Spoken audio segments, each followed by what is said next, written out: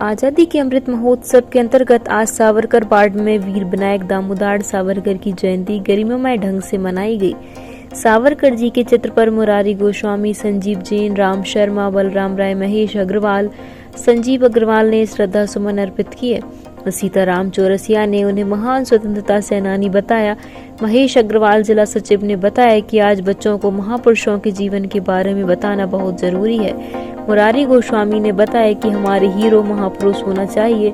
संजीव जैन ने कहा कि आजादी के अमृत महोत्सव में तो मंथन हो रहा है, उनमें से अमृत निकलेगा, हम ऐसे अनेकों क्रांतिकारियों को जान सकेंगे। राजीव अग्रवाल ने आजादी के अमृत महोत्सव पर विस्तार से प्रकाश डाला। देवेंद्र तिवारी ने महापुरुषों के जीवन चरित्र से प्रेरणा लेने की बात कही। रितिका तिवारी, मंजू साहू हैं। मैं अमर शहीदों का चरण उनके इस गाया करता हूँ गीत गाकर श्रद्धा सुमन अर्पित किए।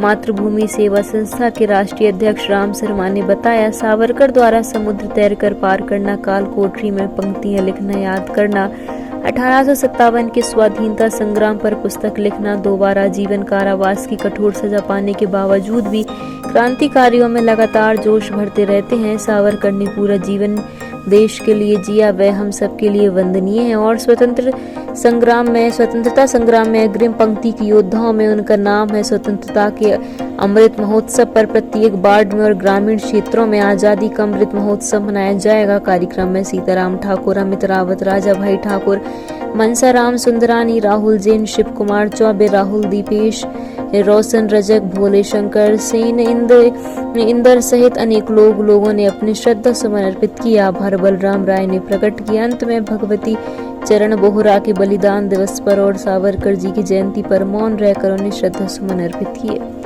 बीना से संवाददाता लक्ष्मण सिंह राजपूत की रिपोर्ट।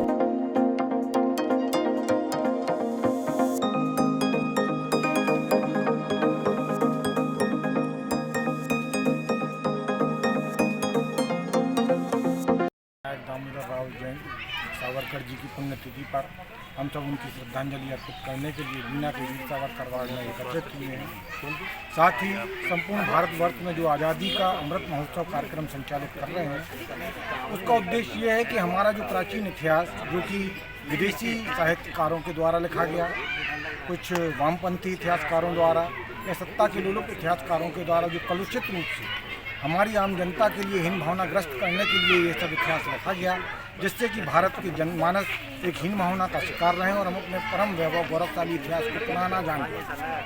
तो हमारा अमृत महोत्सव का एक उद्देश्य यह भी है कि हम देश के उन क्रांतिकारी, गुमनाम क्रांतिकारी लोगों को और अपने देश के सच्चे इतिहास को आम जनता के समक्ष रख पाएँ, जिससे कि भारत पुनः अपने वैभवशाली, समृद्धशाली और गौरवशाली स्थान को प्राप्त करे। यह अमृत महोत्सव का उद्देश्य है कि हम स्वाधीनता से स्वतंत्रता की ओर अग्रसर हों।